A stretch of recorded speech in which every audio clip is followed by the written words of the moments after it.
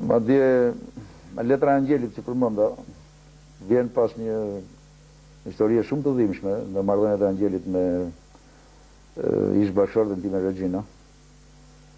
Në prag të mocionit të 96-s, Angjeli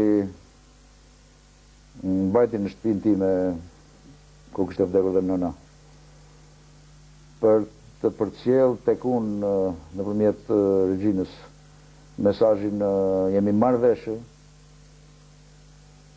Perëndia e di se si edhe ku merret vesh Angjeli, që nga Amerika deri te Berisha ishte fjalia, që në qoftë se fatosi rri urt një muaj, do ta lirojmë nga burgu.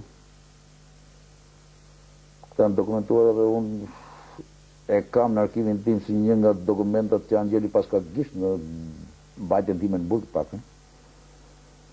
Dhe pastaj kur mocioni u bë publik, Angjeli ktheh dhe në mënyrën më harbute, Regjina e ka fiksuar në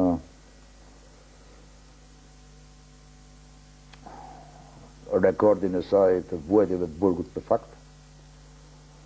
I thotë nuk na dëgjoj, foli publikisht, jemi pse tani, kaq publikisht. Mocioni im ishte një parathënie të gjitha këtyre që po them sot. Tani që guxoj të hapi gojën, aty let kalbet.